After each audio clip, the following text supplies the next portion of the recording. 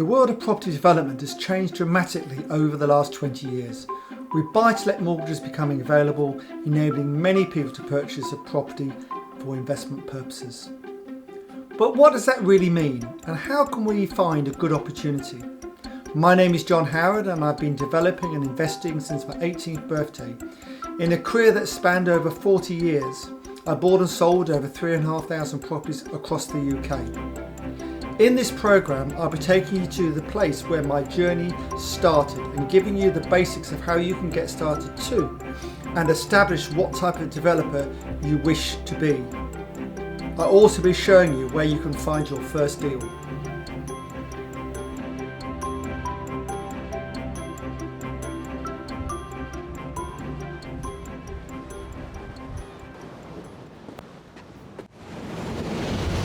Welcome to sunny Felixstowe. I haven't brought you down here just to buy you an ice cream. There's a good reason for it. My first property deal ever, when on my 18th birthday, was this property behind you here. I bought 2 flats.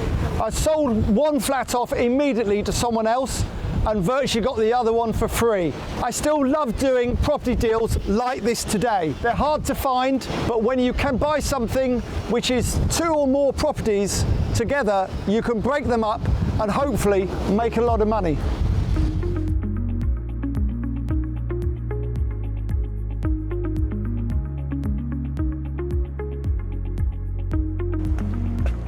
From Felixstowe to this, 150 flats on Ipswich waterfront called the Wine Rack. Now it got the nickname the Wine Rack because the original developer had built the concrete frame and then went bankrupt. So from a distance it looked for 10 years like a wine rack. So we've retained the name when we bought it off the receiver, and we have spent around £27 million finishing the project. But we're not here to talk about my development. Let's discuss one of the first aspects you need to consider, the type of developer or investor you wish to become. The first thing you have to do is decide what you want to do yourself, what type of property developer or investor you want to be. Do you want to build new houses? Do you want to convert listed buildings? Have you got an interest in history, for instance? Do you want to HMOs? It's really up to you to do exactly what you want to do. Without you knowing, how on earth can anyone else help you? It really is important to get on the right line to start with on what you wish to do yourself. For me, it was always flats. Flats, flats and more flats. That's how I've ended up here doing 150 flats in a new development on Ipswich waterfront. This site isn't 150 flats, it's 14 flats. It's a conversion and it's done with permitted developments. This means that you don't need planning permission. You put in your warranty and your scheme and they have to give you permission with 28 days as long as it's an office at the moment and you're converting it to residential. Remember, the principles of developing are the same, whether I'm doing 150 flats, 14 flats or 3 flats. The builder has to be organised and disciplined. And a quick tip for you, he should keep the site tidy. If the site isn't tidy, the chances are they won't be on time when they finish the job and they'll be in chaos during the job. When I started out in my career, I never thought I would be developing 100 plus blocks of flats. However, that's what's happened. And as long as you become an expert in your field, there's lots of ways to make money out of property. Talking about experts in their field, to demonstrate my point, I'm going to take you to a site which I purchased without planning permission and sold on to a friend of mine. Let's see what he's got planned. Matt, great to see you here.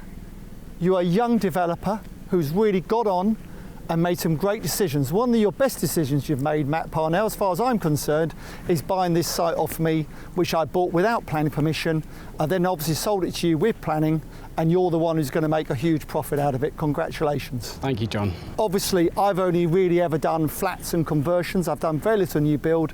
You, on the other hand, are the new build developer. A young, aspiring developer. There aren't that many of you about, in my view. Most people seem to be involved in HMOs, buy-to-lets and so on, it's great to meet and know someone like yourself. Yeah, it's a slightly different strategy from yours, John. I mean, basically, I qualified as a mortgage advisor about 13 years ago, and having done a 5-year stint in a corporate estate agency, I ended up seeing lots of deals come through the door. And we pick up these things every so often. Obviously, as you say, this site we bought off you subject to planning permission.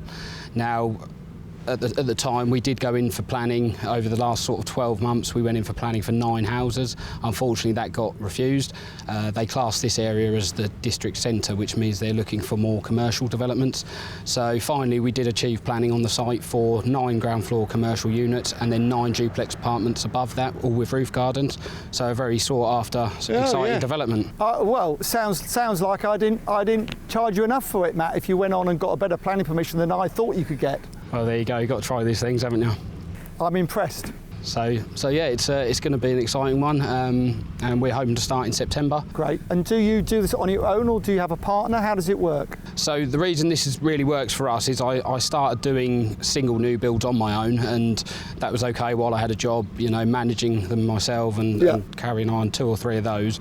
Unfortunately, when we get to the bigger developments, it was virtually impossible to then manage the projects and develop myself. Yes, so I can understand that. So I teamed up with a good friend of mine. They hadn't had a construction firm, and we created a joint company. So basically the way it works now is I go away, source the deal, get the funding, investment, look after the planning permission, and basically package the deal until it's ready to build, and then those guys crack on and build out the site.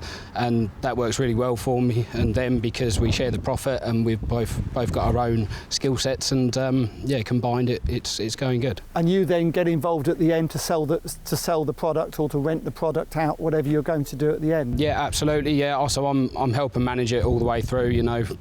From the office side of it. Arranging all of the stage releases, drawdowns, financing. So you do. So you do the finance. They do the build. It's a great partnership. And if you're going to have a partner, there's no point having a partner that does the same thing as you. You need a partner that is separate skill set and does something differently. And in your case, so you're sourcing the deals off people like me.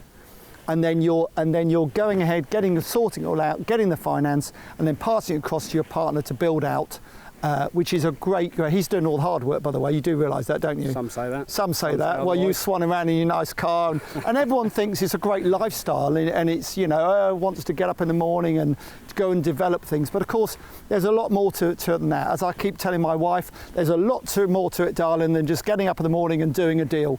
It's very hard to find the right deals, and it's all about relationships and meeting people you can work with. And Matt, I'm delighted I can work with you, and I'm hoping we can do a lot more deals going forward. Yeah, absolutely. Thank you. Pleasure. So it doesn't matter what kind of investor or developer you wish to become, you just need to have an interest in what you want to do. There's one thing that unites us all, and that is we all add value to whatever we purchased. Here are some examples of how you can add value and some things you should avoid doing. Property developing is all about adding value. So let's take a simple example of a semi-detached house that perhaps needs refurbishing. But you can do more than that. For instance, has it got a car space? If it hasn't, create one. Creating a car space won't be very expensive and could put up to £20,000 plus onto your property depending where it is. Garaging can be expensive to build, but again, if you want to build a garage, just be careful because they are expensive to build and may not put that much more on a property than you're spending doing so. With regards to cellars, be careful with cellars because they can be very expensive to do. Tanking a cellar, which is what you have to do to make it watertight, can be very, very expensive. So be very cautious about that. I prefer to leave them naked, as it were, and just paint the walls and let someone else think there's a bargain to be had by doing the basement, when sometimes there definitely is not. As for attics, yes, you can go up into the roof. That's quite a good thing to do. But again, just be careful how much it will cost to do. Always speak to the local agent to find out how much more value it will put on it. As for the garden, definitely make sure the fencing is new. It's in good order. You can go up to 6 foot. So if you've got a bit of a dodgy next door neighbour, make sure that the garden looks sharp and the fencing is high. The other thing you've got to be careful of is if there's a problem you can't solve. And having a hoarder next door or someone like that, a difficult neighbour, is something you may not be able to solve. If that is the case, I'd be very cautious about buying the property in the first place, and that's why, of course, you might be offered it. However, if it just needs decorating and things like that, you could offer to decorate it for the owner to make yours look better. Now I've given you a taste of the type of developer or investor you could become. In the next part of the show, I'm going to personally demonstrate to you in real life scenarios how you can find a property deal.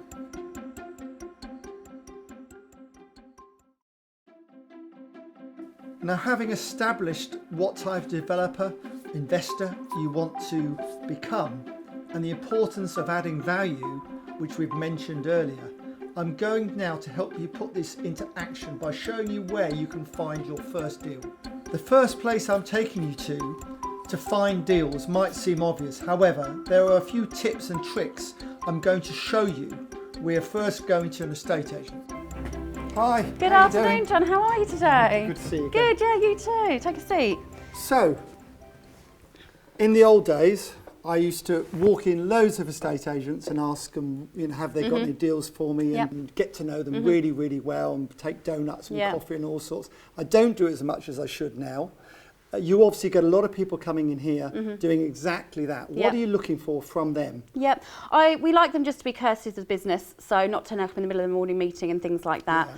Also, which I always train to my negotiators, is looking out for the people that are motivated. So if you're recommending a lot of properties or land to somebody and they won't commit to view, or they're viewing everything you recommend and they're not making any offers, that's a real sort of telltale that perhaps they're not motivated and they're not serious about getting into the development game. Absolutely, and also experience is very important. If they come in, presumably you want to know exactly what they can afford, what they like to do, have they got any experience in that, or if not, have they got a partner who's got experience? Yeah, because we don't just like to find them somewhere, we like to help them with the whole journey. Oh, I bet you do, yeah. So if they're looking at land and they want to develop, particularly around here, bungalows, we like to give them an end price, give them an idea of how popular they would be. We like to... And of course the unbroken rule, or the should not be unbroken, is that you give it back to the agent who's giving you the business. Absolutely. And that is so important. You need to look after the agent. The agent is absolutely so important in all this. Yep, and we always make sure we tell them about anything before it hits right move. That's our golden rule. It really is. And you want them to come back within an hour or two. If you can't get hold of them, they should come back straight away and either view it or say it's not for me, because rather than waste your time. Yeah, absolutely. And then the final thing really is that the financial side of things, until they make an offer, we can't do our verification process. So if they are viewing a lot of properties and they're not making offers, we then question... I don't know about you, but I'm always suspicious of people who look at loads of property and offer on nothing. And for me, that's a telltale sign. One, they don't know what they're doing, and probably they haven't got the money either. Always. Super. Well, thank you very much. No, you're very welcome. It's lovely to see you. Good advice. Thank you. I suppose you could say that my interest in property is down to my parents. My father actually being an estate agent himself. What I'm going to show you now is something that is very special to me, and something that very clearly demonstrates the potential for property to make you money. In my hand, I have the ledger that my father started when he bought the estate agent's business in Felixstowe in 1972, right up until I sold the business in 1984. And some of the figures of the property, some of the sale prices in this are amazingly cheap, incredible, and just shows you what the property market has done over the last 40, 50 years. So in 1972, for instance, my father sold a property in Montague Road in Felixstowe, which is a very nice road, for the total of £9,500. We'd all like to buy that for that now. That would now cost you probably 650 to 800,000, depending on its condition. Early in the programme, I showed you my first deal, and here it is in black and white.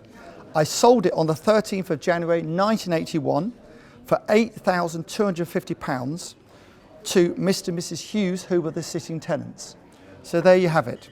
It's really something to see it in black and white. Enough of buying and selling through estate agents. it's now going to become more exciting and more fun because we're going to go to an auction. When you go into that room, you have no problems. Don't come out with a problem you can't solve. 173 and a half, 174 and a half, 175 and a half. No, at £175,000, at 175,000 seated on the aisle, 175. At £175,000, are we all done? At 175,000 once, at 175,000 twice, at 175,000 selling away. Congratulations, sir, well bid, 175,000, that's lot 10. Here we are in Norwich at Auction House Norwich's auction. 350 people in the room.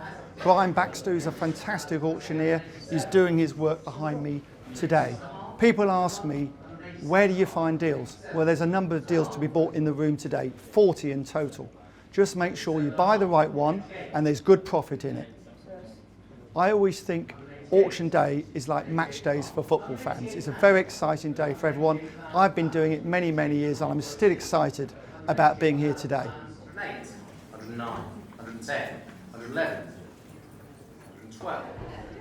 So, here we are with Brian Baxter. I believe Brian Baxter is is the best auctioneer in the UK. One of the reasons for that is because I've known him 30 years. He's a great friend of mine, but also because he's very, very good and he auctioneers at a lot of auctions. Most auctioneers only auction 5-7 times a year. This man's doing 100 a year, all over the country. He's based in Norwich and he's a director of Auction House.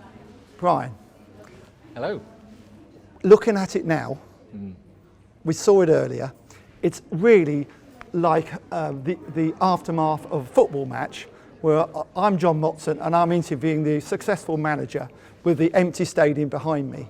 What sort of day have you had? Yeah, you never quite know. You come into the room and it's empty when you arrive an hour beforehand, and it gradually fills up, and then you have this atmosphere in the room. And we had a really strong, buzzing room today, and plenty of standing room at the back, and all the seats were filled, and lots of hands. So it's been a really good day. Really good day. And to compare it to a football match is similar. At Cambridge United, we used to pray we're going to get a good gate, and we could pay the bank manager the money back we borrowed from him. And it's a little bit similar to you. Presumably, depending on the lots, depends how good your day is going to be. Yeah, we're lucky. We've got some really good clients who bring good stock to us regularly, and we call them seat fillers, floor fillers. They're properties which are going to create a lot of interest with builders, investors, private individuals. So you've got multiple people. And they're the ones you put at the start of the auction because you know you're going to get a good bid. Yeah, we're going to put them at the beginning or at the end. We always try and leave one of the best ones to the end of the auction. Just to keep people in the room. Just to keep people sat there. And I'm very, very conscious of when I'm advising people about auctions to make sure that they've viewed the property, they know if there is an issue with it, they know what that is, and they have the funds ready to buy. What would your advice be to would-be first-time buy auction buyers? Well, I think you've hit it nail on the head. Do your investigations first, sort your preparation, know what you're bidding on that property, and talk to other people. Get some advice from people who've done it before and they know what they're doing. And perhaps turn up a couple of times, and make sure your hand doesn't go up, and get the feel of them, get to meet you. I mean, everyone seems to think you are God. And really, the truth is, you're like Moses, and you're happy to talk to everybody, as are all your staff here. Yeah. And most auctioneers in the country are the same. You know, you need them to buy. Yeah. So you're going to be open and helpful as much as you can be, and that's so important at an auction. And I think it's really exciting process. And I always say to people, they say they can't find a property. I said, go to an auction. Oh, we haven't been to an auction before. Well, learn the job. You can do some dry runs before you actually go to one and bid. I very much agree. Many of my regular buyers now have started off by coming to an earlier auction, watching what happens, get a bit of confidence, then bid on a lot and ask for advice. We're happy to give advice. We don't mind sharing our knowledge, and hopefully with that little bit of knowledge comes confidence. And if you're confident about what you want to buy and you feel good about the end result, then you're going to buy something which you think is is good for your purposes, whether it's for investment or to do up and sell on. But the auction is there for your benefit as well. He wants you sitting in that chair, so he's going to encourage you and give you the best of his advice, and he wants you to come back because he doesn't want you to sell buy one property. He wants to buy. So the last thing you want to do is to sell a property to someone who's not happy with what they've bought. Absolutely, because that's no good to anyone. I don't mind squeezing the last ounce of flesh out of someone if they're sitting in the room. So that's kind of you. Yeah. So you've got to set your limit. But my job is to sell it for as much as I can. Of course you can. Of course it is. You're acting for the vendor at the end of the day. But that doesn't mean there aren't bargains. In every auction, there's lots of bargains, and you just need to find them. And buy them. You're always so mean, John. Thank you. I take that as a compliment. You never bid enough. But when you do buy, I know you've bought yourself something which you're very happy with. You've got to buy right. Absolutely. Buying right is important. But today's auction was a classic example. There's a couple of properties there which I think you could call them bargains. They didn't go for. Would I call them bargains? That's the question. I'm not even sure you'd call them a bargain, but they were bargains for me. But there was lots of others which went way beyond what we thought. Brian, thank you so much. Pleasure. And good luck at your next auction, which is 2 days' time or something. Well, it's tomorrow. Tomorrow, there you go. I said he does a lot of auctions, so there you go. Thank you very much, Brian, thank you. Pleasure. Of course, there are many other ways to find property deals outside an estate agent's office or an auction. And I'm going to run through a few of these with you now. Estate agents, of course, aren't the only places you can find deals. And these days, this is such a powerful tool for everyone involved in property. All the online portals, from your sitting room here, you can do so much. But there's other ways as well. And some of them are old-fashioned, but they work. Deal finders, talking to people. That's a novelty for some people these days. I've worked with a number of deal finders over the years, and they've made a lot of money out of me, and I've made a lot of money out of them. It's really important. These people are so important to you. You need to look after them, make sure you pay them good fees, find out where they are. There's lots of people who say they can find deals. There's not so many who can. So do your research, get a relationship with them, and pay them well for the job they do. You can also go to all these property clubs and so on, and property shows these days, and network and meet as many people as you can. Then there's advertising, of course. You can put an advert in the local paper, properties bought for cash. I've done it on a number of occasions over the years, and it's worked quite well for me. And of course, if you drive past a property that looks like it's derelict or needs to be bought or sold, there's no problem with stopping, getting out, going to the next door neighbour and asking them who owns it. You're likely to get all the information you want from the next door neighbour. Then, of course, there are planning portals. These are portals produced by the councils with all the planning information on them. Get on the line, it's all free, the information, and find out who owns the land that they're about to get planning on. There are, of course, repossessions. Properties do get repossessed.